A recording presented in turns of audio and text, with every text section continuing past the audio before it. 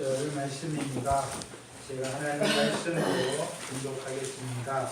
실라와 디모데가 마게도냐로서 내려오매 바울이 하나님의 말씀에 붙잡혀 유대인들에게 예수는 그리스도라 밝히 증거하니 저희가 대적하여 회방하거늘 바울이 옷을 떨며 가로되 너희 피가 너희 머리로 돌아갈 것이요 나는 깨끗하니라. 이후에는 이방인에게로 가리라 하고 거기서 옮겨 하나님을 공경하는 디도 유스도라 하는 사람의 집에 들어가니 그 집이 회당 옆이라. 또 회당장 그리스도버가 온 집으로 더불어 주를 믿으며 수다한 고린도 사람도 듣고 믿어 세례를 받더라.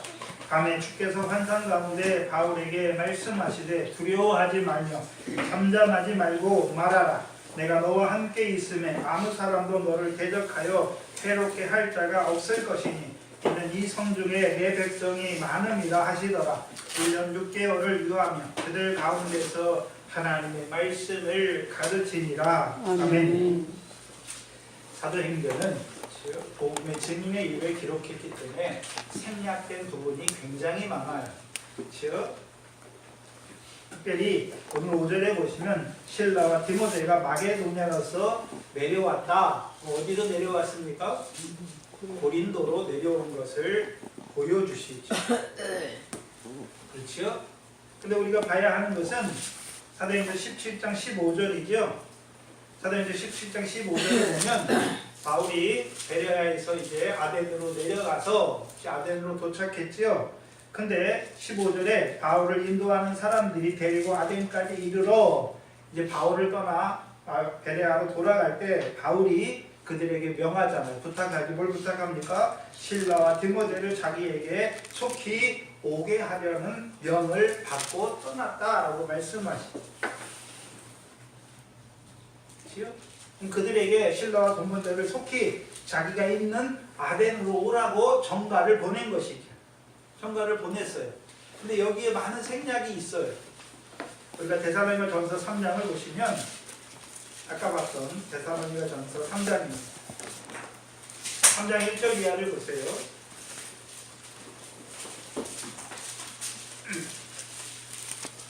삼장 1절 이하에 보시면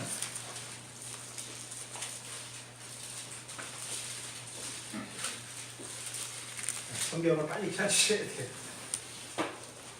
3장 1절을 보시면 이러므로 우리가 참다 못하여 우리만 아덴에 머물기를 좋게 여겨. 무슨 말이냐? 자기는 바울은 아덴에 머물기로 남아있기로 하고 2절에 보면 우리 형제 곧 그리스도의 복음의 하나님의 일꾼인 디모데를 보냈다라고 말씀하시죠. 어디에서 보냈습니까? 네?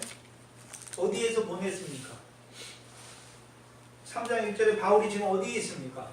아덴에 있고 자기는 아덴에 남아있기로 하고 누구를 보냈습니까? 디모데를 어디로 보냈습니까? 데살로니가로 보냈죠. 데살로니가로 보냈어요. 그렇죠? 그렇게 하면 이 사도행전 17장 15절에 하고 지금 사도행전 18장 5절은 굉장한 차이가 있잖아요. 그 중에 뭐 했습니까? 베레아에서 바울을 인도해서 아덴까지 간 자들이 바울의 명을 받고 속히 갔지요. 속히 가서 누구를 보냈겠습니까? 실라와 디모데를 보냈죠. 그래서 그들이 어디에서요? 에덴에서 누구를 만났습니까? 바울을 만났어요. 바울을 만났는데 바울이 이제 거기서 누구를 보냈습니까? 디모데를 어디로 보냅니까? 데살로니가 교회로 보낸 거예요. 생략돼 있잖아요. 근데 우리가 데살로니가 전서를 보니까 아덴에 있을 때 디모데를 아덴에서 어디로 보냈습니까? 데살로니가로 보낸 것을 보여주시죠. 왜 보냈습니까? 왜 보냈나요? 2절에 이는 너희를 굳게 하고 너희의 믿음에 대하여 여기 위로하는 보다는 격려하기 위하여 보낸 거예요. 격려하기 위하여 보냈죠. 왜요? 3절에 누구든지 이 여러 환난 중에 요동치 않게 하려 함이라. 그럼 데살로니가 교회에 뭐가 일어났습니까? 여러 가지 환난이 일어났지요. 그래서 환난으로 인해서 교회가 요동한 거예요. 그래서 누굴 보냈습니까? 참다 못하여 보냈잖아요. 1절에 보면 참다 못해 그 소식을 들었잖아요. 그렇죠? 그래서 참다 못해서 누구를 보냅니까? 디모데를 다시 보내는 거예요. 그렇죠? 왜요? 그들이 여러 가지 환란으로 말미암아 요동하게 됐죠. 교회가 요동하게 됐어요. 우리가 데살로니가서를 하게 되면 데살로니가에 일어난 요동, 믿는 자들의 일어난 요동이 뭔지 쭉 나타나요. 오늘은 보면 할 수가 없으니까 요동이 일어났지요. 그래서 그들의 믿음을 굳게 하고 격려해서 그렇죠. 그 환란 중에 요동치 않게 하려고 디모데를 보낸 것이. 그리고 3절에 보시면 우리로 예수를 믿으면 우리로 이것을 당하게 세우신 줄 너희가 친히 알리라. 예수를 믿으면 여러 가지 환란이 없습니까? 환란이 많습니까? 환란이 많아요. 이상하잖아요. 특히 순서분교회는 예수만 믿으면 무슨 병이든지 낫고 축복을 받고 건강을 받고 병이 낫고 다 그러는데 저는 그렇게 말하지 않아요. 예수 믿으면 여러 가지 환란이 있어요. 그게 성경이 말하는 거예요.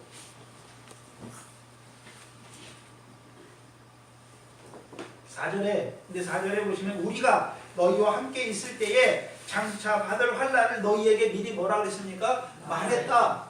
그럼 예수 믿으면 뭐가 있다는 것을 말했습니까? 많은 여러 환란을 받을 것을 말했단 말이에요. 그럼 이들에게 일어난 환란이 뭡니까?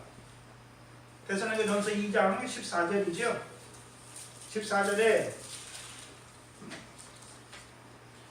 형제들아 너희가 그리스도 예수 안에서 유대에 있는 하나님의 교회를 본받은 자 되었으니 저희가 유대인들에게 고난을 받은 것 같이 너희도 너희 나라 사람들에게 동일한 뭐를 받습니까? 고난을 받는다라고 말씀했죠.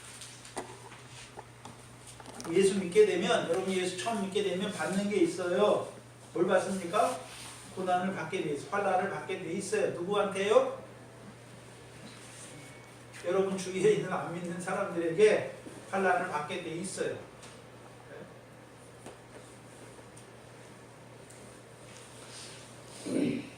그래서 예수 믿는 것 때문에 미움도 받고 시기도 받고 그러는 거예요. 왜요? 자기들과 다르거든요. 네? 자기들과 달라요. 왜 예수 믿으면 첫 번째 달라지는 게 뭡니까? 우상을 버리거든요. 그러니까 조상도 섬기지 않아요. 근데 자기들은 조상을 섬기는데 갑자기 예수 믿더니 자기는 이제 조상들을 안 섬긴대요. 네? 그 사람들 입장에서 어떻습니까? 싸가지 없는 사람. 네? 조상도 몰라보는 뭐뭐라고 말하잖아요. 욕을 받아요. 또요. 예수 믿으니까 주일날은 예배당 예배하니까 그 사람들은 주일날 네? 결혼식도 하고 뭐도 하는데 안 가잖아요. 그럼 뭐 합니까? 욕을 하고 네? 그렇잖아요. 부모도 그래. 하물며 안 믿는 부모도 예수 믿는 자식 예수 믿으면 어떻게 합니까? 욕을 해요.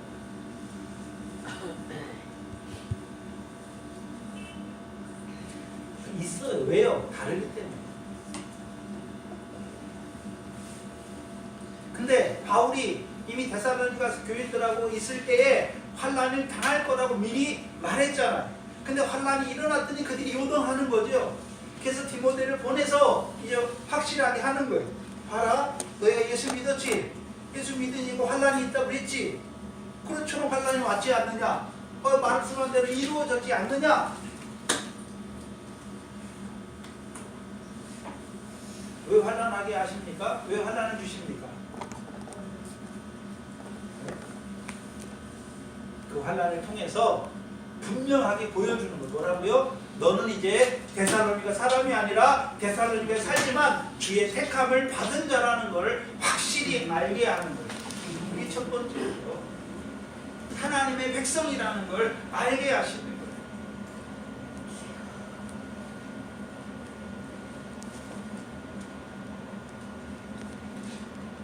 그래서 5절에 이러므로 나도 참도 못하여 너희 믿음을 알아보기 위하여 보내었다. 누굴 보냈습니까? 디모데를 보낸 것이죠. 어디서요? 아덴에서. 이는 혹 시험하는 자가 너희를 시험하여 우리의 수고를 헛되게 할까 함이라. 여기서 시험하는 자는 템퍼예요. 테스터가 아니라 템퍼예요. 시험은 템티드예요. 테스티드가 아니에요. 테스트는 그렇죠? 하나님이 하시는 시험, 하나님의 백성을 온전하게 세우기 위해서. 근데 템트라고 쓰는 우리말에는 시험이 다 똑같잖아요. 헬라어에는 시험이 두 가지예요. 영어 성경에서 시험이 두 가지라는 말. 하나는 테스트고 하나는 템테이션, 미혹하는 시험. 테스트는 하나님이 하시는 거예요.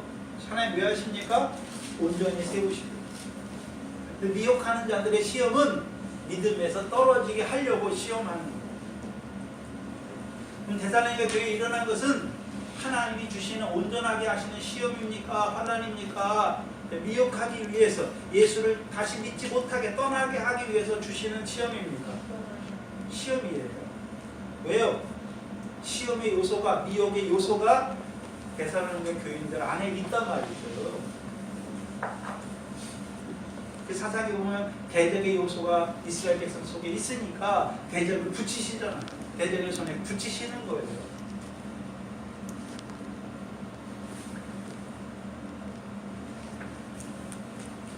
그 5절에 보시면 너희 믿음을 알아보기 위하여 보내었느니 이는 혹 시험하는 자가 너희를 시험하여 우리의 수고를 헛되게 할까 하밀려. 그것 때문에 보낸 거예요. 근데 6절에 지금은 디모데가 너희에게로부터 와서, 보낼 때는 아벤에서 보냈는데 올 때는 어디에 있을 때 왔습니까? 오늘 사도행전 18장 5절에 고린도에 있을 때 이제 디모데가 내려온 것이죠. 디모데가 내려온 거예요. 너희에게로부터 와서 너희 믿음과 사랑의 기쁜 소식을 우리에게 전하고,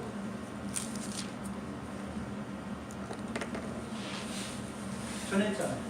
그래서 너희가 항상 우리를 잘 생각하여 우리가 너희를 간절히 보고자 함과 같이 너희도 우리를 간절히 보고자 한다 하니, 왜 보고자 합니까? 데살로니가 교인들이 왜 바울을 보고자 합니까? 말씀을 더 듣기 위해서. 7절에 이러므로 형제들아 우리가 모든 궁핍과 환난 가운데서, 고린도에 있을 때 바울이 뭘 당했습니까? 모든 환난과 궁핍을 당했죠. 그럼 바울에게 있는 환난은 데살로니가 교회에 있는 환난, 그들이 받는 환난과 같습니까? 다른 환난입니다. 다르죠. 왜? 믿음이 다르잖아요. 복음을 전하는 것 때문에 받는 환난이죠. 그래서 우리가 모든 궁핍과 환난 가운데서 너희 믿음으로 말미암아 너희에게 뭘 받았다 말합니까? 위로를 받았다. 이 성도가 독회자들에게 주는 위로예요. 네. 성도가 독회자들에게 주는 위로가 뭡니까? 믿음의 견고하여서 믿음 생활을 바로 달려가는 것이 위로예요. 그럼 근치는 무엇입니까? 환난이 있는데 환난 때문에 요동하는 거예요. 막 믿음이 흔들리는 거예요. 믿음이 흔들리는 거예요. 네, 우리가 받는 환난들 있잖아요. 사람을 통해서, 사건과 환경을 통해서 오는 시험과 환난인데 지나고 나면 아무것도 아니에요. 그거. 우리가 부부싸움 하잖아요. 그래서 부부싸움 하는데 지나고 나면서, 부부싸움 할 때는 그것 때문에 못 살겠고 그것 때문에 미운 것 같은데, 그거 지나고 나보세요. 한 1년 2년 지나고 나면 그 부부싸움 했던 게 그게 뭐가 꼭 그렇게 중요한 것입니까? 아무것도 아닙니까? 아무것도 아니에요. 우리가 믿음의 여러 가지 시험과 환난을 당하는데, 사람이나 사건을 통해서, 환경을 통해서 당하는데, 당할 때는 죽을 것 같은데 지나고 나면 어떻습니까? 한참 지나고 나면 어떻습니까? 네? 아무것도 아니에요. 아무것도 아니에요. 그 왜 환난을 받게 됐습니까? 내 속에 그 환난 받을 미혹의 요소가 있는 거예요. 그게 있으니까, 그 환난이 일어나니까 그것 때문에 흔들리는 거라.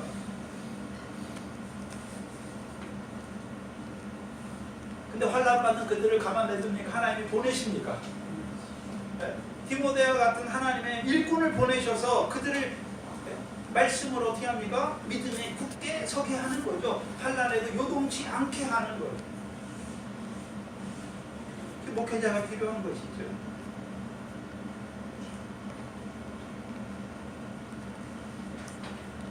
믿음으로 우리가 고린도에서 모든 궁핍과 환난 가운데서도 너희 믿음으로 말미암아 위로를 받는다라고 말하는 것이. 그러므로 너희가 주 안에 굳게 선즉 우리가 이제는 뭐 한다라고 합니까? 살리라. 그전에는요, 바울의 마음이 어땠단 말입니까? 가보지도 못하고, 그렇죠? 디모데를 보내는, 그들의 소식을 듣고 디모데를 보내는 바울의 마음이 어떻단 말입니까? 죽을 맛이란 말이에요. 죽을 맛이에요.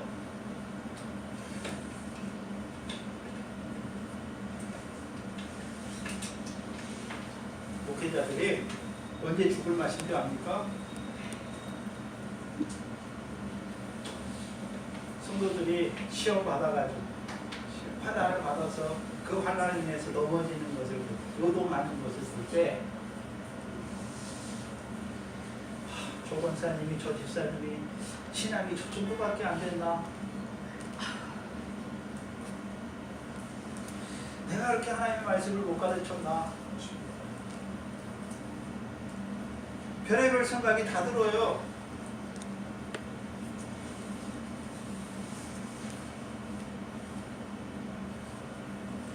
근데 다시금 환난은 당할 수밖에 없어요. 연약하니까.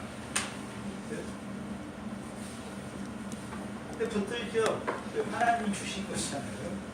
하나님이 주셨어요. 왜요? 하나님이 이루실 것이 있습니다. 그 붙들고 기도해야죠. 그러면 바울이 디모데를 보내면서 그 데살로니가 교인들을 생각하면서 어떻겠습니까? 그동안을 보면서 마음에 기쁨이 없죠. 그들을 볼 때. 그렇죠? 보내잖아요. 어떤 마음으로 보냈을까요? 이제 믿음의 견고하여져서 그 환난을 하나님이 주신 환난으로 받고 그 환난을 통해서 더욱 온전한 하나님의 백성을 주의 택하심을 받는 자라는 것을 자각할 수 있도록 그들이 그 믿음에 굳게 서기를 바라면서 보냈을 거예요. 그리고서 이제 디모데가 좋은 믿음의 그들이 믿음과 사랑의 소식을, 기쁜 소식을 가져올 때 이제 그때에 대해서야 바울이 내가 이제는 너희가 굳게 선즉 우리가 살리라 라고 말씀하십니다.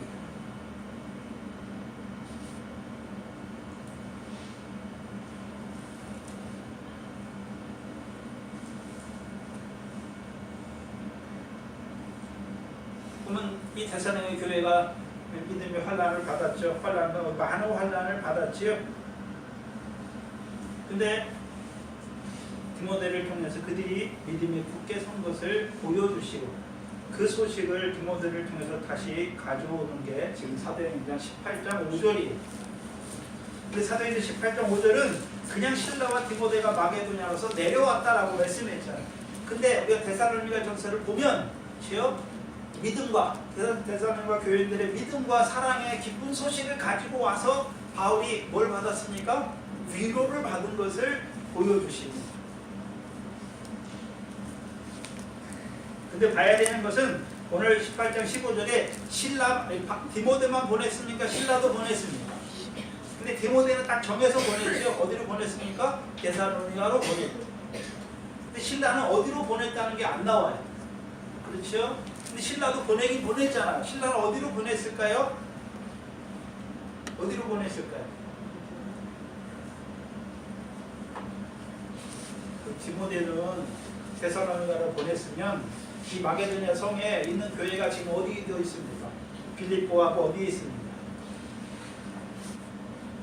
네? 베레아에 있잖아요. 베레아. 빌립보하고 베레아에 있잖아요. 그러면 이 디모데는 이 신라는 어디로 보냈을까요? 빌립보와 베레아로 보냈겠지요. 왜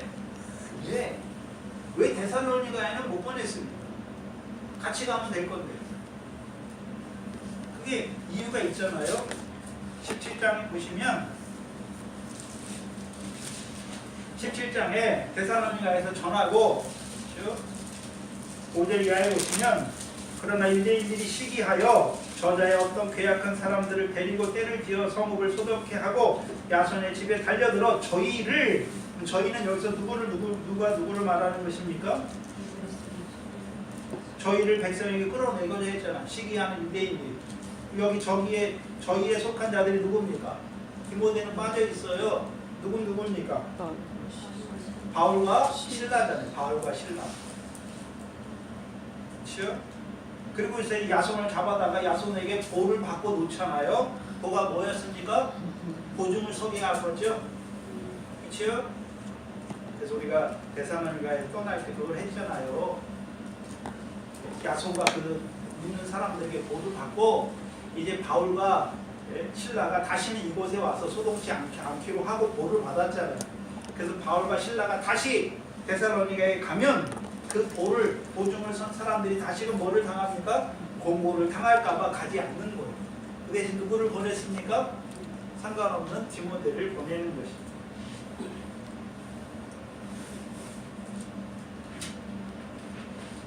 그럼 그들이 이제 데살로니가 교회를 돌아다니면서 뭐 했겠습니까?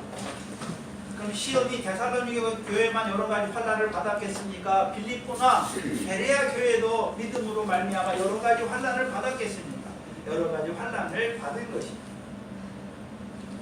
그럼 그들을 다시금 굳게 세우기 위해서 보낸 것이죠. 그래서 18장 5절에 실라와 디모데가 마게도냐로서 내려오네. 그런데 차이는 있죠.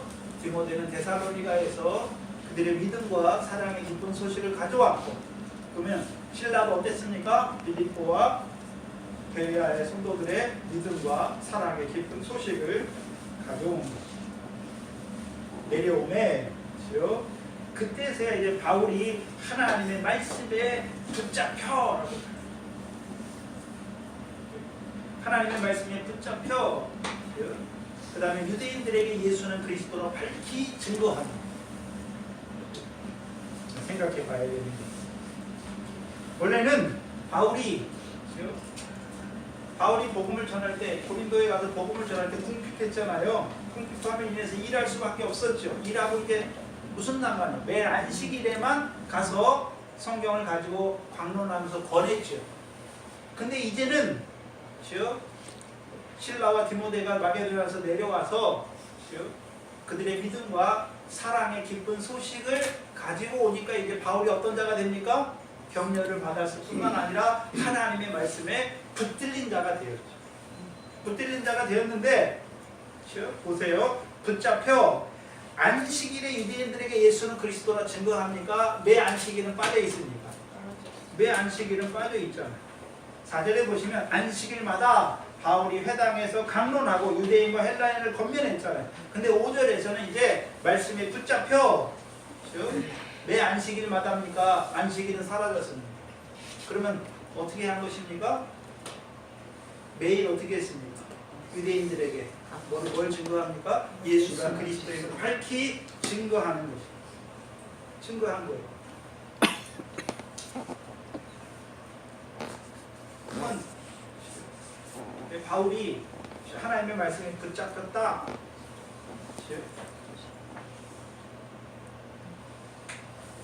붙잡혔다라고 할 때 그 전에는 바울이 주중에는 어땠습니까? 일하기 바빴잖아요. 일하기 바빴는데 이제 사랑의 기쁜 소식이 뭐겠습니까? 연고의 연고, 사랑의 연고를 가져온 거잖아요. 그러니까 바울이 평일에 이제 일할 필요가 없는 거예요. 그래서 온전히 하나님의 말씀을 전폭적으로 전하는 데만 매달릴 수 있는 거예요.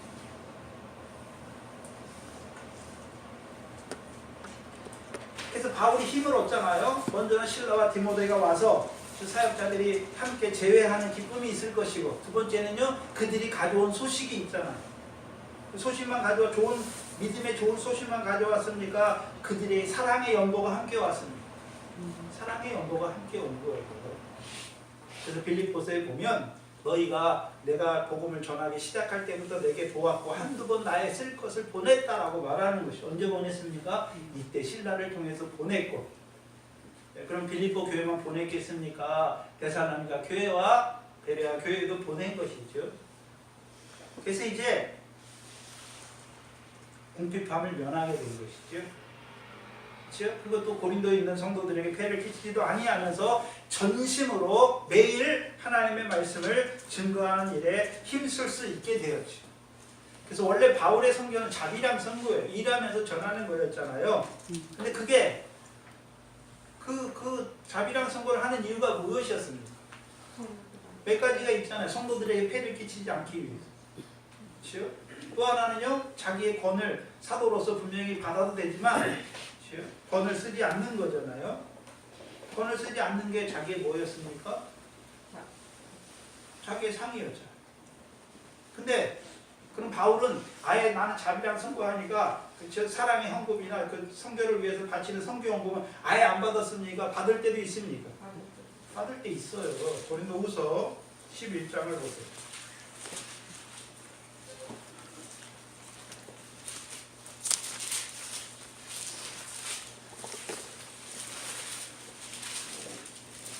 고린도후서 11장 8절에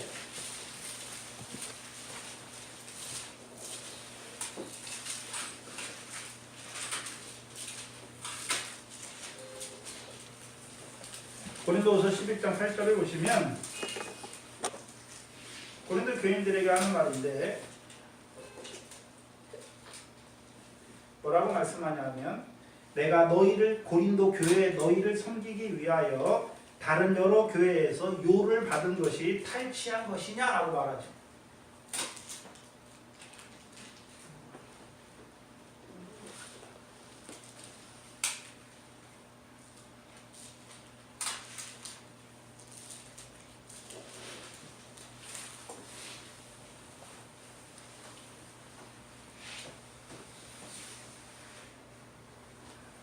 실절을 또 보시면 내가 너희를 높이려고 나를 낮추어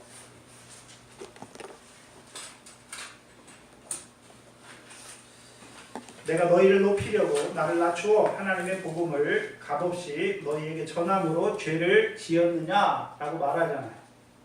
그리고 내가 너희를 섬기기 위하여 다른 여러 교회에서 유혹을 받은 것이 탈취한 것이라. 너희가 그렇게 생각한다면 내가 너희를 섬기기 위해서 다른 여러 교회에게 돈을 받은 거, 그게 탈취한 것이 된다라는 거예요. 그런 게 아니란 말이죠. 그럼 바울이 고린도 교회를 섬기기 위해서 다른 여러 교회로부터 뭘 받았습니까? 요를 받았죠. 요가 뭡니까? 사랑의 연보를 받았다는 거예요. 그럼 빌립보 교회에서만 받았겠습니까? 지금 실라와 디모데가 가져온 것이 뭐겠습니까? 사랑의 기쁜 소식, 그게 사랑의 연보란 말이죠. 빌립보 교회와 데살로니가 교회와 베레아 교회에서 가져온 것이죠. 이제 그것으로 인해서 이제 궁핍함을 면하게 돼서 하나님의 말씀에 붙잡혀서 전심으로 복음을 전할 수 있는 시간이 생긴 거예요. 그러니까 하나님의 말씀에 붙잡혀 매 안식일에만 아니라 계속해서 날마다 유대인들에게 가서 예수는 그리스도가 밝히 증거하게 되는 것이. 근데 오늘 본문에 중요한 차이가 있어요. 4절과 5절에 중요한 차이가 있어요. 4절을 보시면 안식일마다 바울이 회당에서 강론하고 유대인과 헬라인을 뭐 했습니까? 권면했다. 그런데 실라와 디모데가 오고 나서는 바울이 하나님의 말씀에 붙잡혀 유대인들에게 예수는 그리스도라 뭐 합니까? 밝히 증거하죠. 이 둘의 차이가 뭡니까? 둘의 차이가 뭔가요?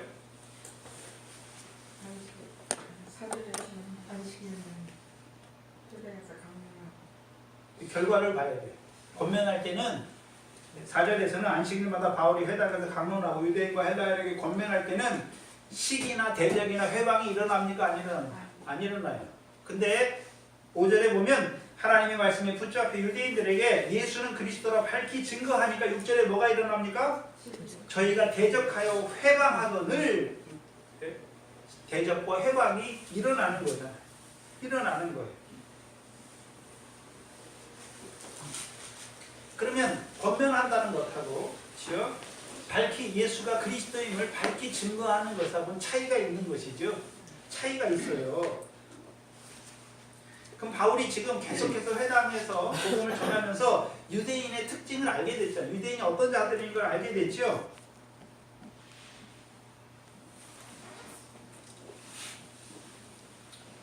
뭘 말씀하냐면 자 17장을 보세요. 사도행전 17장을 보시면 17장 2절로 3절이죠.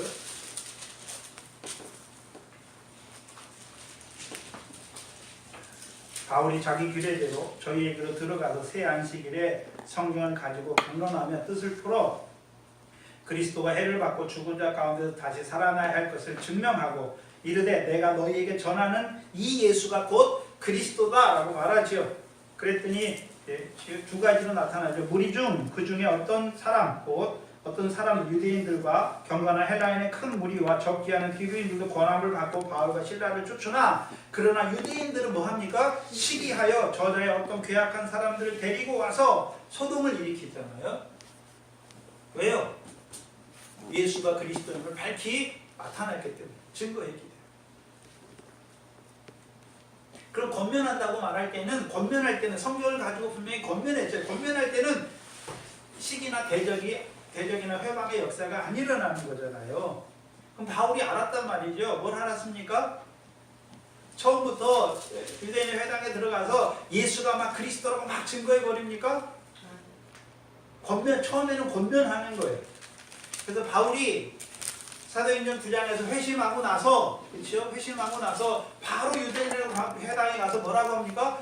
예수가 그리스도를 증거해서 그들을 굴복시키잖아요. 그랬더니 유대인들이 어떻게 합니까? 바울을 죽이려고 공모하는 거예요. 이상하잖아요. 그럼 밝히 증거하는 거하고 권면하는 거 차이가 분명히 있다는 걸 보여주는 거예요.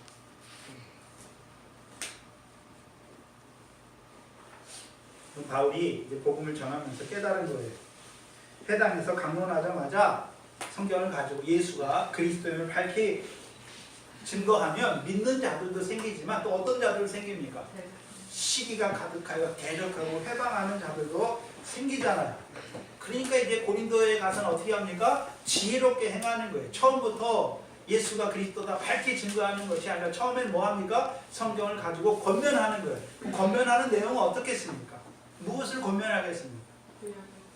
구약을 통해서 선지자들이 말한 그리스도, 유대인들을 오해하고 있었잖아요. 어떤 그리스도를 오해하고 있었습니까? 그리스도가 영원히 계신다고. 근데 구약의 선지자들이 그리스도에 대한 증거는 그리스도의 고난에 대해서 증거한 것이죠. 그리고 후에 들어갈 영광에 대해서 증거했단 말이죠. 근데 유대인들은 그리스도는 하나님이 보내신 하나님의 사자이기 때문에 죽으시면 안 되는 거죠. 왜요? 자기들은 행함으로 의롭다함을 얻기 위해서. 그럼 그리스도가 오시면 자기들의 의를 인정해주는 그리스도를 원하는 것이죠. 행함을 의지하는 자들이 바라보는 그리스도. 왜요?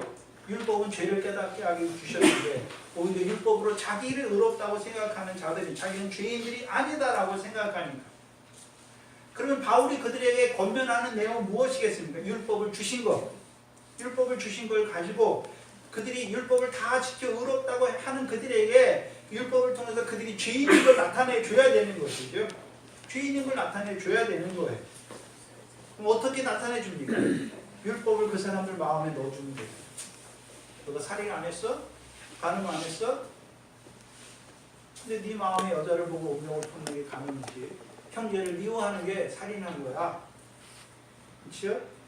그러면 자기들이 육적인 율법의 행위로 의롭다고 생각하겠습니까? 그 율법을 마음에 넣어주니까 자기들이 죄인 줄 알게 됩니까? 죄인 줄 알게 하는 거예요. 그러니까 그리스도께서는 너희의 그 죄를 율법으로 의롭다함을 얻지 못하고 율법으로 죄를 짓는 너희를 율법의 저주에서 속량하시기 위해서 그리스도가 십자가에 죽었다라고 거기까지 말하는 거예요. 거기까지 말하는 거예요. 그게 권면이에요. 근데 이제 밝히 말할 때는 그 그리스도가 누구라고 말합니까? 십자가에 못 박아 죽은 예수가 그리스도다라고 말하는 거예요.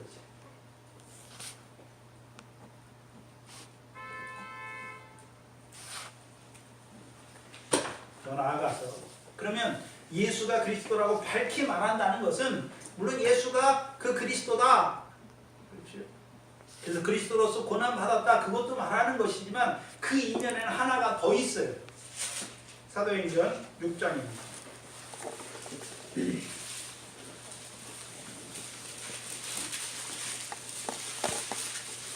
사도행전 6장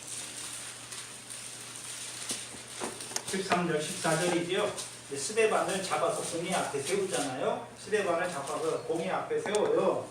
공회 앞에 세우고서 이제 거짓 증인들을 세우는데 13절에 거짓 증인들을 세우니 가로되 이 사람이 거룩한 것과 이 거룩한 것 성전이죠.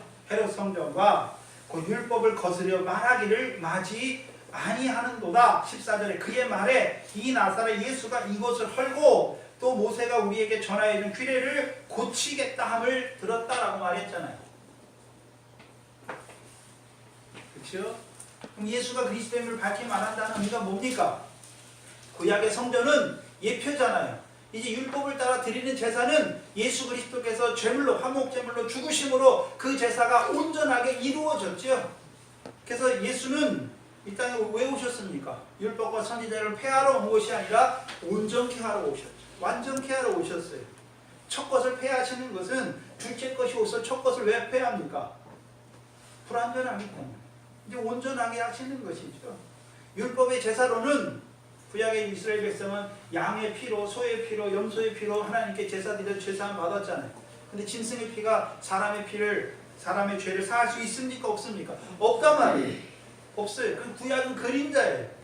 하나님의 어린 양으로 오셔서 세상 죄를 지고 가실 예수의 십자가의 예표란 말이죠. 그럼 뭘 말하겠습니까? 이제 성전의 제사는 폐했고 이제 예수 그리스도께서 자기 몸으로 자기 육체로 이루신 성전 그걸 말하는 것이죠. 그걸 말하는 거예요. 그래서 제사를 통해서 피를 받으시기를 원하시는 것입니까? 자비와 긍휼을 알기를 원하시는 것입니까? 자비와 긍휼이. 그럼 하나님께서 누구를 통해서 자비를 베푸셨습니까? 예수 그리스도의 십자가를 통해서 하나님의 백성들에게 긍휼을 베푸셨죠. 죄사함을 주셨단 말이죠. 의롭다함을 얻게 하셨다는 것입니다. 그럼 이제 예수가 그리스도임을 밝히 말한다는 것은 그렇죠? 예수 그리스도께서 율법의 제사를 그렇죠? 온전케 하는 하나님의 어린 양으로 백성의 죄를 지고 십자가에 죽으셨다는 걸 말하는 거예요. 그럼 이제 뭐가 필요 없어집니까?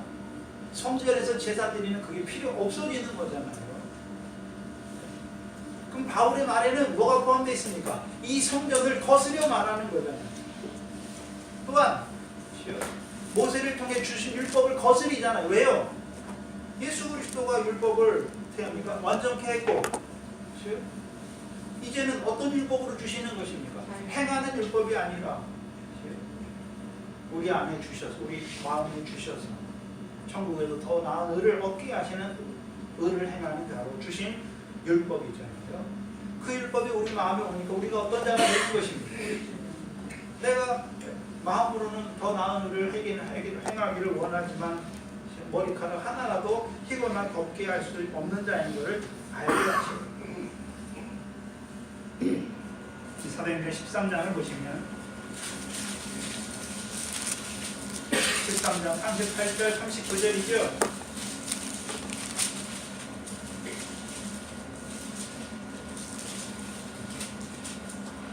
38절에 그러므로 형제들아 너희가 알 것은 이 사람이 힘입어 죄사함을 너희에게 전하는 것이다.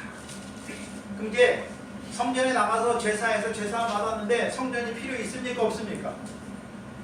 38절은 이제 율법을 따라 제사드리는 성전이 필요 없다는 것을 말하는 거잖아요. 곧 성전을 거스려 말하는 거예요.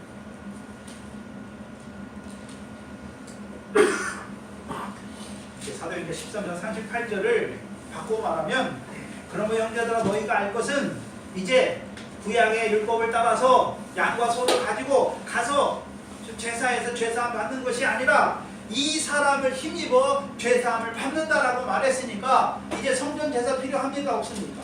필요 없게 만드는 거죠. 그러면 성전에 대해서 뭐하게 말하는 자입니까? 거스려 말하는 거.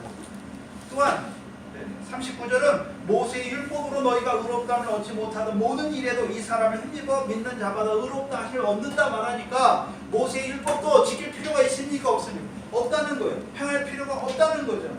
그리고 모세의 율법도 거스려 말하는 자라는 거예요. 그러니까 시기가 일어나는 거예요. 왜요?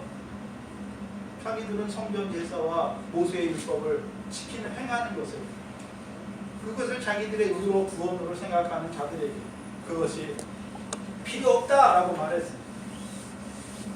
필요 없다라고 말하는 것입니까? 그게 그림자고 예수 그리스도로 말미암아 그게 온전히 성취되었다라고 말하는 것입니다. 온전히 성취되었다고 말함에도 불구하고 이 사람들은 어떻게 합니까? 스데반 때 사람들처럼 시기가 가득해가지고 대적하고 회방하는 자들이 됩니다.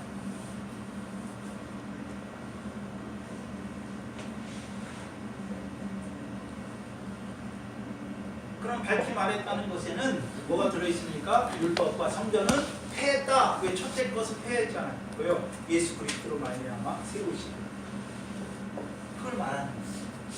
그럼 율법과 성전이 폐했다고 보니까 유대인들이 좋아하겠습니까? 당장 대본에 들고 일어나는 권면할 때는 그렇게까지 말 안 해요. 왜요? 그리스도의 너희가 생각하는 그리스도를 오해한 거예요. 거짓된 것이죠. 그리스도가 왜 고난을 받아야 되는지, 그렇죠? 율법을 통해서 의롭다는 얻지 못하는 걸 보여주시고 왜 그리스도가 고난을 받아야 되는지 율법의 저기에 속량하셔서 그들을 이제 율법이 아니라 그리스도를 믿음으로 의롭다는 얻는 자로 세우시는 그리스도를 나타내 주는 거예요. 그리스도에 대한 이해를 잡아주는 것이고 이제 밝히 말할 때는 어떻게 합니까? 예수가 그리스도임을 증거해서 이제 율법을 따라드리는 성전에서 제사 드리는 것과 율법의 행함으로 모세의 율법의 행함으로 의롭다함을 얻는 것은 폐하해졌고 이 사람을 믿음으로 이 사람의 이름을 믿음으로 죄사함을 받는 것이고 이 사람을 믿음으로 의롭다함을 받는 자로 세우는 것. 그렇기 때문에 대적해서 일어나는 6절에 저희가 대적하여 회방하거늘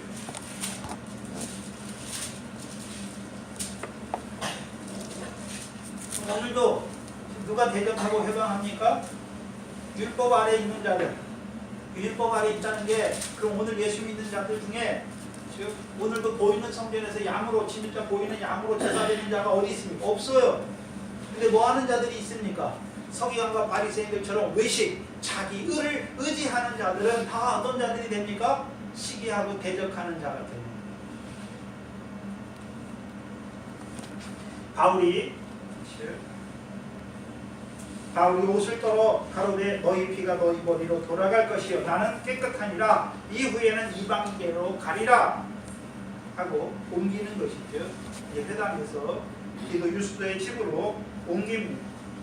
그럼 바울이 옷의 먼지를 떨어버리죠. 옷의 먼지를 떨어버리는 것은 두 가지 의미가 있죠. 첫 번째는요, 마태복음 21장 44절이죠. 하나님께서 세우신 돌, 그걸 믿지 않는 자들은 이 돌 위에 떨어지는 자는 깨어지지만 이 돌이 사람 위에 떨어지면 그를 가루로 만들어 흩어버릴 것을 말씀하십니다. 뭘 말씀하냐면 로마서 9장에요. 이스라엘 백성, 율법의 행함을 의지하는 자들이 결국 부딪힐 돌과 거치는 돌에 걸려 넘어지잖아요. 넘어지는 실족하는 자들이 되잖아요. 그렇죠? 그것을 베드로전서 2장 6절에서는요. 믿지 아니하는 자, 시온에 세우신 모퉁이 돌을 믿지 아니하는 자들은 순종치 아니하는 자들은 부끄러움을 당하게 되는 것을 보여주시는 그것을 마태복음 10장 14절로 15절이죠. 그게 마태복음 10장 14절로 15절이에요.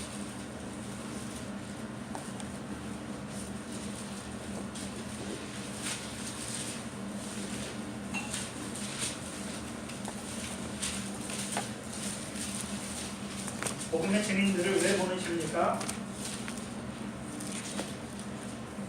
12절 이하에 보시면 그 집에 들어가면서 평안하기를 빌라. 그 집이 이에 합당하면 너희 빈 평안이 거기에 임할 것이요 만일 합당치 아니하면 그 빈 평안이 너희에게로 돌아올 것이다.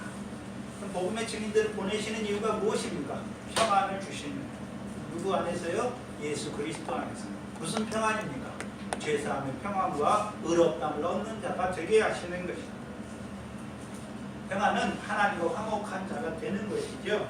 근데 14절에 누구든지 너희를 영접지도 아니하고 너희 말을 듣지도 아니하고 아니하거든 그 집이나 성에서 나가서 너희 팔에 먼지를 뭐하라 하십니까? 떨어버리라. 지금 그걸 하고 있는 거예요. 사도 바울. 왜 합니까? 15절에 그들 먼지를 떨어버린 자들 내가 진실로 너희에게 이르는 심판날에 소돔과 고모라 땅이 그 성보다 견디기 쉬우리라 말씀해요. 그럼 바울이 먼지를 떨어버리는 것은 그들이요 대적하잖아요. 그럼 그들의 결국이 어떻게 될 것을 말씀합니까? 소모라와 고모라보다 더 큰 심판을 자치하는 자들이 될 것을 보여주십니다. 그게 첫 번째. 두 번째는 오늘 본문에 보시면 오늘 본문은 바울이 이상한 말을 해요.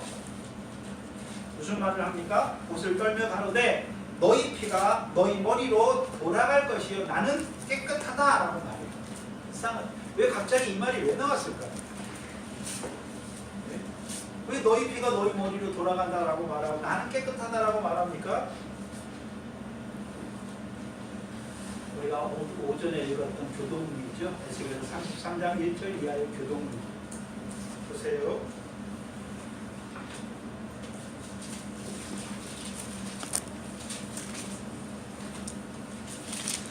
파수꾼 나팔을 부는 자로 세웠죠. 나팔 왜 붑니까?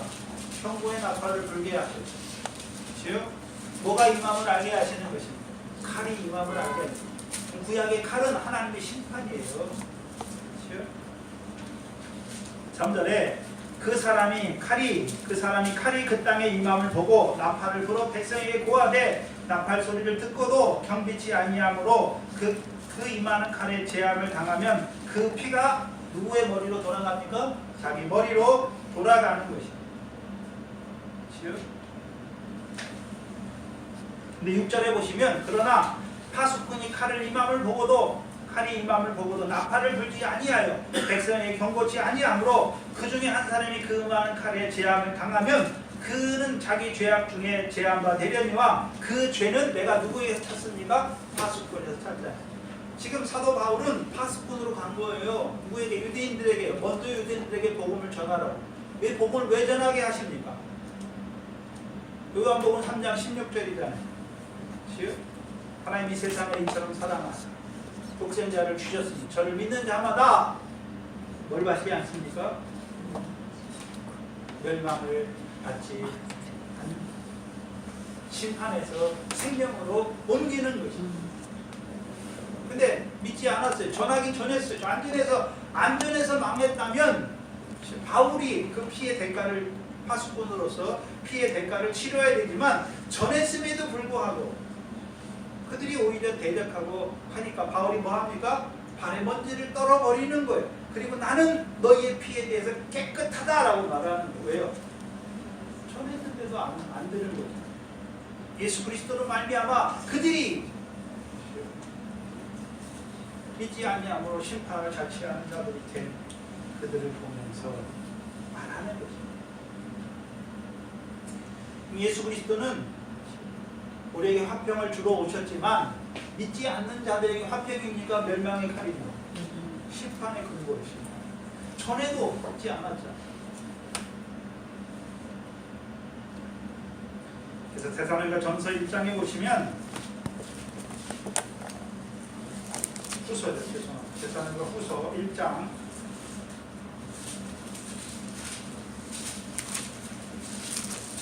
7절 이하에 보시면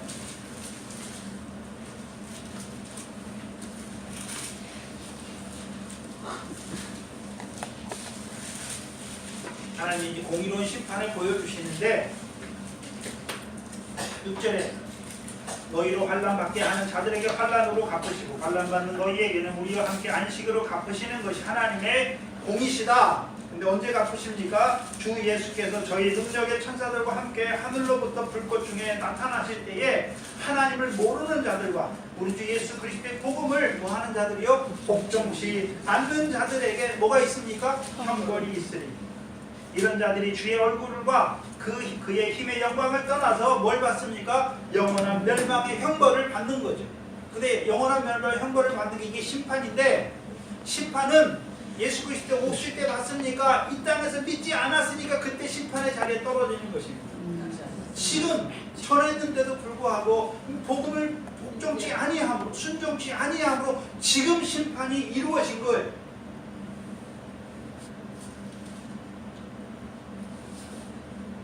그걸 바울을 통해서 지금 바울이 먼지를 떠는 것을 통해서 그걸 보여주시는 거예요.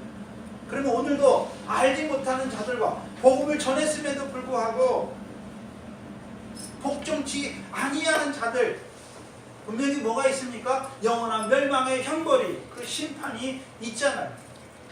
있어요. 증거함에도 불구하고 오늘도 순종치 아니하는 복종치 아니하는 자 뭐 아래 있습니까?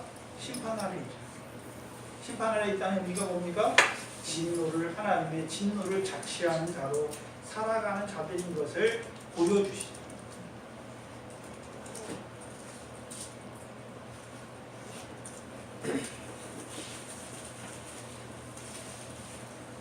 그리고 이후에는 이방인에게로 가리라 말씀합니다. 그럼 이제 다시는 유대인의 회당에서 가르치지 않아요.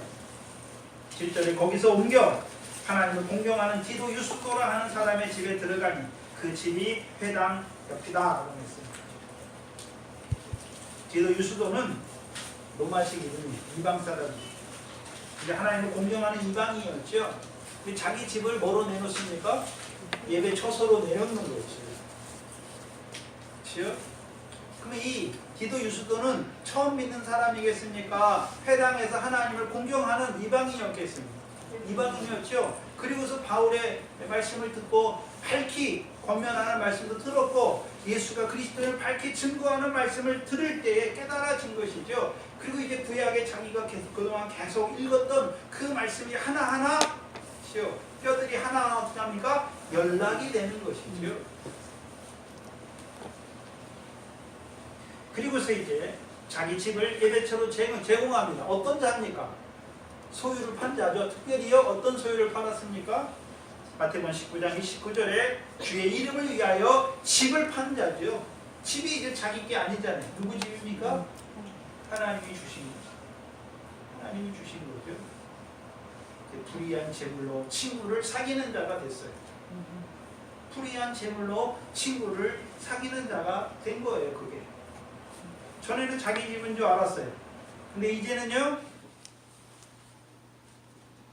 예전에는 불의한 재물로 가지고 있었는데 친구를 사귀었잖아요. 누가 친구입니까? 예수님이 친구잖아요. 예수님의 이름을 위해서. 이 사람은 들으면서 바울의 말을 들으면서 소유를 파는 자가 된 거죠.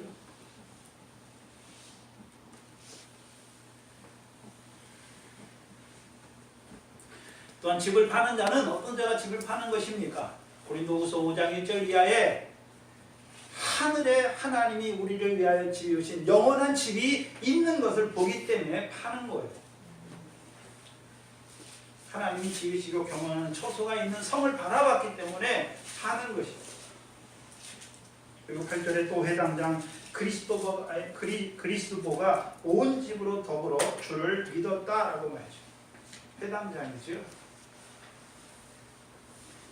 이 회당장은 어떤 자로 살았겠습니까?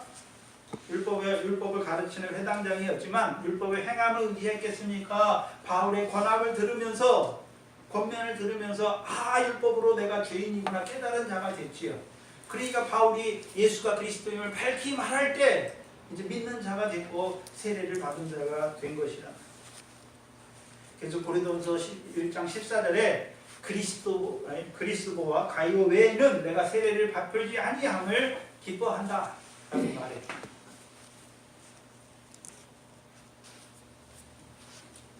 그리고 나서 이제요 7절 이후에 8절에 회당장 그리스도가 온 집으로 더불어 주를 믿으며 수다한 고린도 사람도 듣고 믿어 세례를 받더라 라고 말씀하시죠.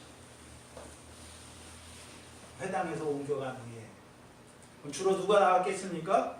이방인들이 나오는 것이죠. 이제 그들이 뭘 듣습니까? 말씀을 듣는 거죠. 듣고 뭘 듣습니까? 로마서 10장에요. 믿음은 들음에서 나고 들음은 그리스도의 말씀이죠. 그럼 그리스도의 말씀을 전하는 바울만 있으면 됩니까? 네? 증거하는 초소를 예배 초소를 하나님의 말씀을 증거하는 초소를 제공하는 디도 유스도와 같은 자도 있어야 하는 것이죠. 또한 동역자들도 있어야 하는 것이죠. 또한 그리스도와 같은 자도 있어야 되는 것이죠. 회당장이잖아요. 회당을 맡았잖아요. 그러면 단지 회당이나 건물을 맡았을까요? 그 회당에 나오는 자들의 삶도 살폈을까요? 삶도 살피는 목회자 역할을 했단 말이죠. 그럼 이제 고린도에서 수많은 사람들이 믿고 세례를 받았죠? 받았습니다. 물론 하나님을 공경하는 고린도 사람들도 있었겠지만 더 많은 사람들은 처음 믿는 사람들 있잖아요. 그렇죠?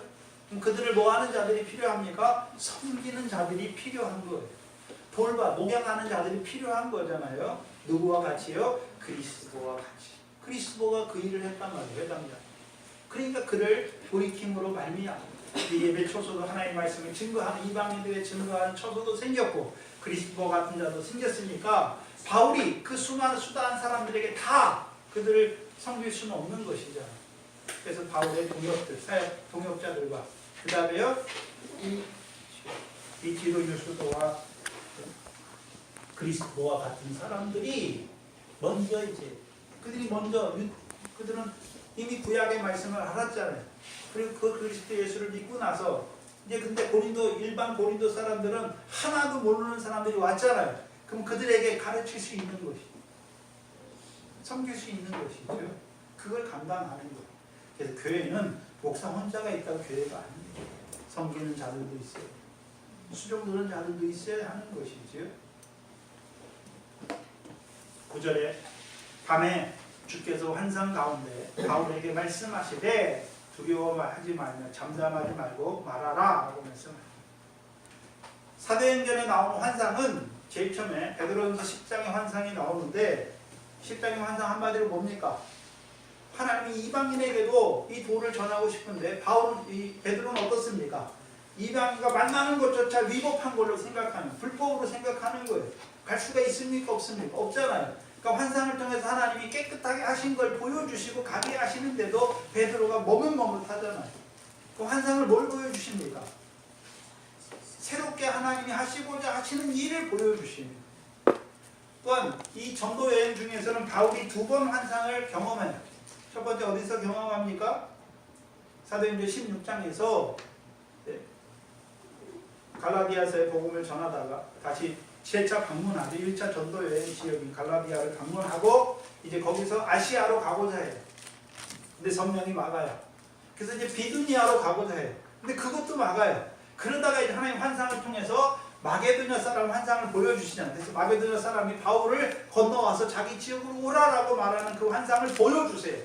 그러니까 바울이 깨달아요. 뭘 깨닫습니까? 아, 하나님이 이 마게도냐 지역의 복음을 전하라고 우리를 보내셨구나. 그걸 깨닫게 되는 거예요. 사도들이 하나님이 하시는 일을 깨닫지 못하는 거예요. 그러니까 환상을 통해서 깨닫게 하시는 거예요. 그게 사도행전의 환상이에요.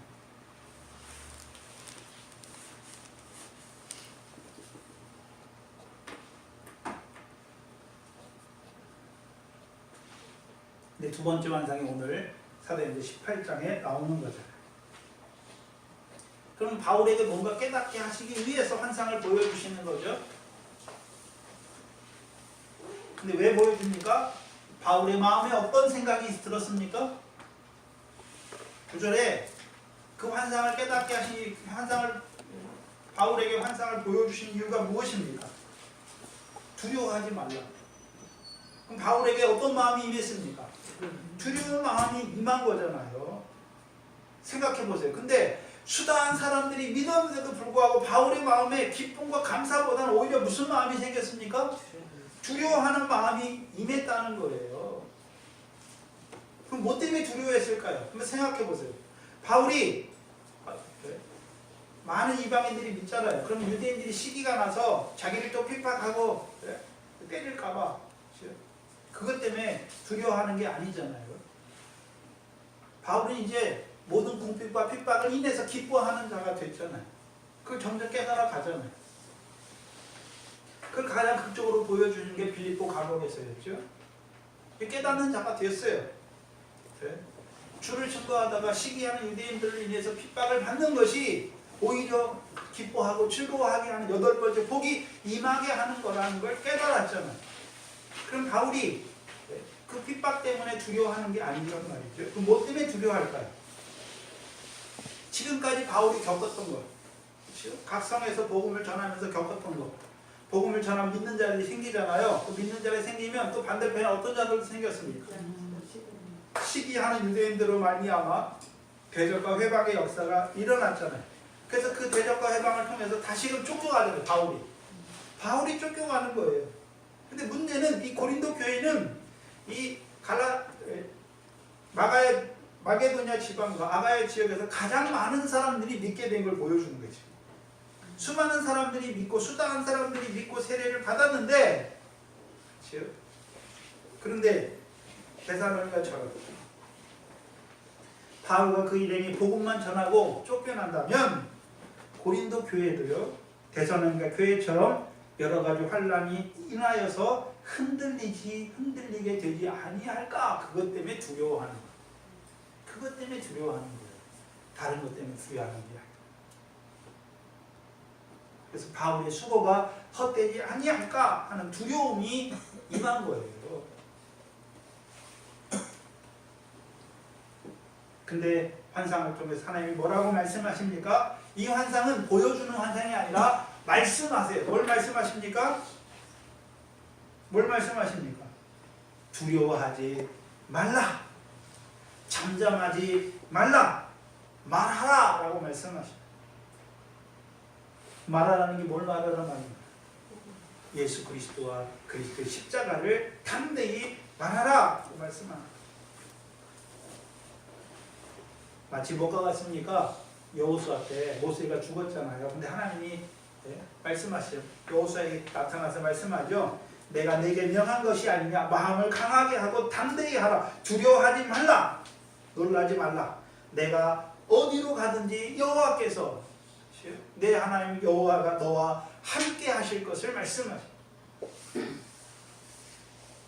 여기서 똑같아요.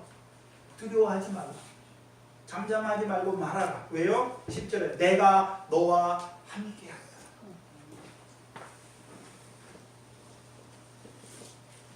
내가 너와 함께 하다. 그렇다면 하나님이 함께 하시면 유대인들의 핍박이나 시기나 대전이나 회방이 없는 것입니까? 있습니까?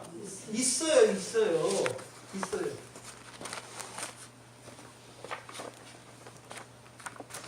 없어서 편안한 게 아니에요. 있지만 요한복음 16장에 너희가 세상에서 환난을 당하나 담대하라. 내가 세상을 이겼다라고 말씀합니다.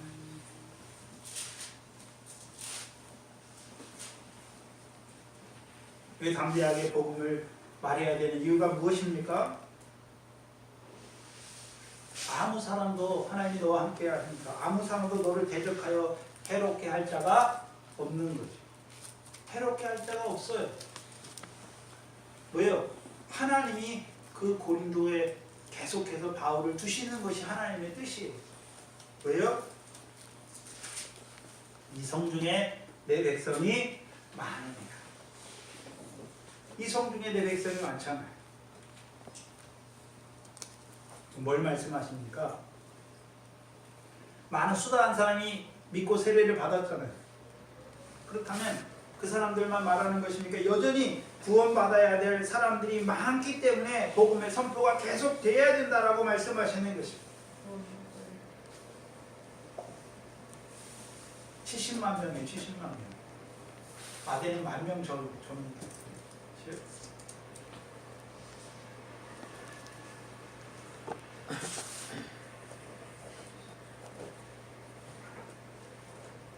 그럼 내 백성, 내게 속한 백성이잖아요. 하나님께 속한 백성이에요.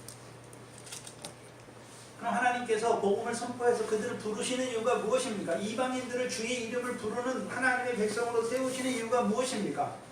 너희는 나의 백성이 되고 나는 너희 하나님이 되기 위해. 오늘 우리를 부르신 목적이 무엇입니까? 우리가 하나님의 백성이, 하나님께 속한 백성이 되게 하시기 위해. 또한 하나님은 친히 우리 하나님이 되시기 위해 부르신 거예요. 다른 거 없어요. 우리가 하나님께 속한 백성, 하나님의 소유된 백성으로 부르신 거예요.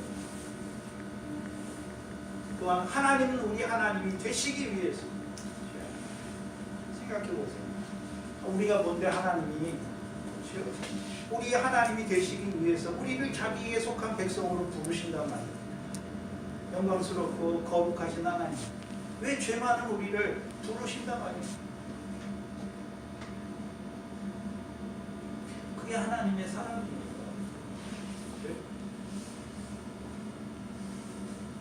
우리의 인간의 사람은 나를 사랑하는 사람 사랑하고, 나를 미워하고 뭐하는 사람은, 나를 때리는 사람은 나도 그에게 그 한대로 당연히 갚아주고 싶잖아요. 근데 우리는 아담의 혈통으로 난 우리는 하나님을 배반했지요. 거스렸단 말이죠. 근데 하나님 어떻게 하십니까? 오래 참으시고 그 아들 예수 그리스도를 통해서 우리에게 긍휼을 베푸시는 거죠. 자비를 베푸시는 것이죠. 부르신 거죠. 예수 그리스도 안에서 하나님의 긍휼과 자비를 받은 백성으로, 사랑을 받은 백성으로 우리를 부르신 것이죠. 그리고 하나님은 우리 하나님이 되신 거예요. 저와 여러분 누구 백성입니까? 하나님의 소유된 백성. 누구를 통해서 하셨습니까? 그 아들을 십자가에 내어주셔서 그 피값으로 우리를 사신 하나님의 소유된 백성이란 말이에요. 오늘도 하나님이 우리 하나님이죠. 그 하나님이 우리를 피값으로 사셔서 하나님 나라 백성으로 세우신 이유가 무엇입니까? 하나님께서 얘기하신 그 상과 영광, 그 하나님 나라를 유업으로 얻는 자로 세우시기 위해 11절에 1년 6개월을 유하며 그들 가운데 하나님의 말씀을 가르치니라 라고 했습니다. 고린도 교회가 특이해요. 1년 6개월을 하나님이 거기에 거하게 하세요. 왜 거하게 하십니까? 수당한 사람들, 많은 하나님의 백성들을 부르시기 위해서. 부르시기만 합니까? 이제 1년 6개월이라는 시간이 있지요. 18개월, 1년 6개월이니까 18개월이잖아요. 뭐 했겠습니까? 안디옥 교회, 사도행전 11장 안디옥 교회에 안디옥에 많은 사람들이, 이방인들이 이제 몰려와서 하나님을 믿었죠. 그랬더니 이 바나바가 바울을 부르잖아요. 그래서 교회에서 1년간 모여서 그 제자들을 가르쳐서 비로소 1년간 가르치잖아요. 뭘 가르칩니까? 주께서 통보한 모든 것을 가르치는 것이죠. 특별히 도의 초보를 닦아주는 것이죠. 그래서 그들이 비로소, 거기서 비로소 그리스도입니다 칭함을 받는 거죠. 가르치는 거예요. 가르치게 하시는 거예요. 이제 고린도 교회에 오면 하나님이 부르시기만 합니까? 바울과 일행들을 통해서 그들에게 도의 초보를 닦을 수 있도록 주의 분부한 것을 가르치는 것입니다. 가르치는 거예요. 그러면 고린도만 가르치겠습니까? 고린도에서 데살로니가, 즉 베레아, 그 다음에 빌립보도 있잖아요. 그럼 거기는 안 가르치겠습니까? 가르치는 것입니다. 그래서 고린도에서 데살로니가 전후서를 쓰는 거예요. 그럼 데살로니가 교회만 그런 문제를 겪고 있습니까? 마게도냐 교회도 겪겠습니다. 마게도냐에 있는 빌립보나 베레아의 교회들도 그런 환란을 겪잖아요.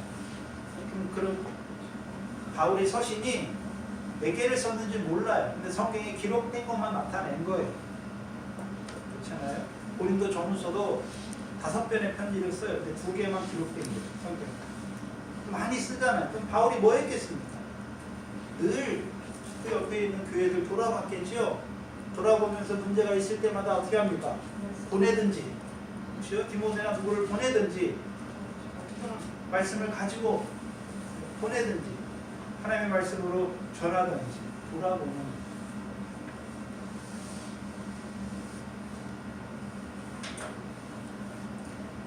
그래서 이 환상을 통해서도 바울이 하고 싶은 대로 하는 게 아니에요. 그렇죠? 하나님이 바울을 통해서 이루실 일을 고린도 교회 또한 아가야 지방과 이 마게도냐 지방에 있는 교회 하나님이 이루실 일들을 다 보여주시는 거예요. 그렇다면 생각해봐.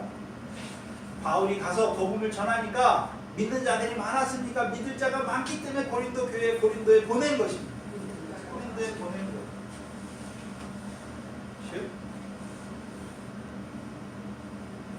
고린도는 어떤 곳이었습니까? 물질 문명이 번창해서 성적으로 도덕적으로 타락한 그곳에도 누가 있습니까? 하나님의 구원받을 백성이 있단 말이에요.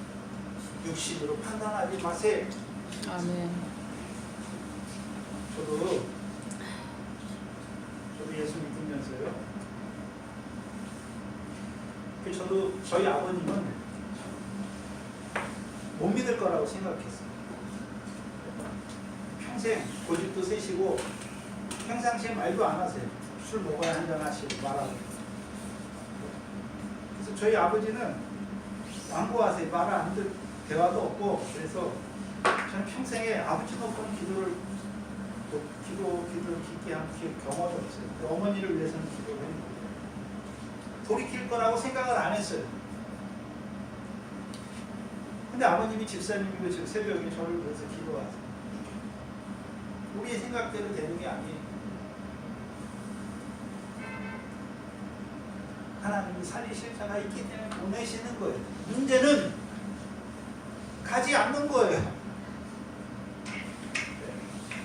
여러분의 삶을 통해서 세상의 소금과 빛의 삶을 통해서 여러분의 선한 행실을 통해서 오늘도 그들에게 비치지 않는 것이죠. 나타내지 않는 거예요.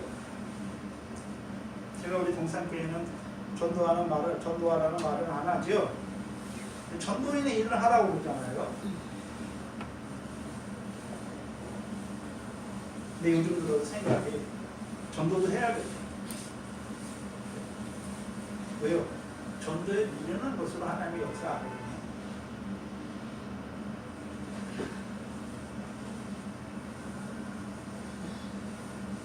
그래서 내년부터는 좀 우리 각자도 여러분의 주위 사람들에게 이 복음을 전하는 것도 좀 입이 열려서 좀 복음을 증거하시고, 물론 전도의 일을 하면서 말도 해야죠. 그래야 그 말이 힘 있는 것입니다. 삶은 개차반으로 살면서 예수 믿으면서도 다 자기 유익을 위하고 자기 희생을 하나도 안 하고 자기 챙길 것만 쏙쏙 챙기고 이러면서 예수 믿으라고 하면 누가 믿겠습니까?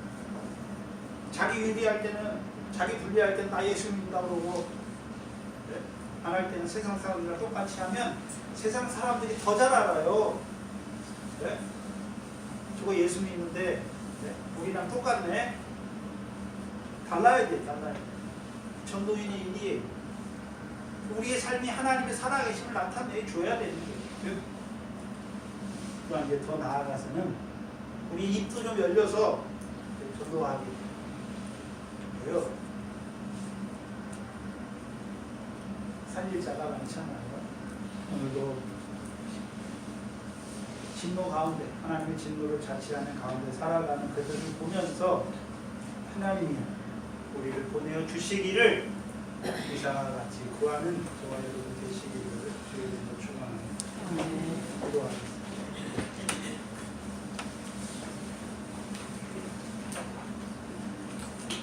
하나님 아버지, 감사합니다. 우리에게 예수가 그리스도임을 밝히 증거하여 주셨습니다. 이제 이방인 우리를 그 일을 힘입어 죄사함을 얻게 하실 뿐만 아니라 그 일을 힘입어 하나님 앞에 의롭다함을 얻는 자로 세워주셨고, 이제는 성령을 선물로 주셔서 잠깐 육신으로 사는 날 동안에 그 위의 것을 보여주셨어. 우리 육신으로 사는 삶이 그 위의 것을 찾는 자로 우리를 살게 하신 아버지 하나님 감사합니다. 또한 우리를 자라게 하셨어. 이제 바울과 같이 그 생명 살리는 일에 동역하는, 저희들을 동역하는 그 삶을 살기를 원하는, 사모하는 마음을 우리에게 주시옵소서. 이 동산교회가 복음으로 말미암은 자들을 생육하고 번성케 하는 교회가 되게 하여 주시고, 또한 복음으로 부르신 자들을 잘 양육하여서 이제는 하나님의 나라를 유업으로 얻는 그 이방인의 충만한 수를 채워가는 교회의 사명을 감당할 수 있도록 인도하여 주시옵소서. 나아가 첫째 부활의 영광을 통해서 이루시는 그 순교의 영광을 바라보는 자들로 그 신앙으로 자라가게 하는 그 일에 생육하고 번성하는 이 교회가 되게 하여 주시옵소서. 여기 앞서 세우신 이제는 나만의 나 혼자의 구원 상급과 구원이 아니라 이제는 그 생명을 살리는 일에 협력하기를 원하는 자들이 될 수 있도록 그 일에 전심할 수 있도록 은혜 주시 인도하여 주시옵소서. 이 교회가 생명의 역사를 이루어가는 교회가 되게 하여 주시옵소서. 늘 이 교회를 붙들어 주시옵소서. 이 교회를 통하여 하나님이 기뻐하시는 그 생명에 살리는 역사가 이루어질 수 있도록 이 교회에 속한 자들이 이제 믿음이 자라가서 하나님의 나라를 유업으로 얻는 자로 생육하고 번성하는 교회가 되게 하여 주시옵소서. 감사합니다. 예수님의 이름으로 기도하옵나이다. 아멘.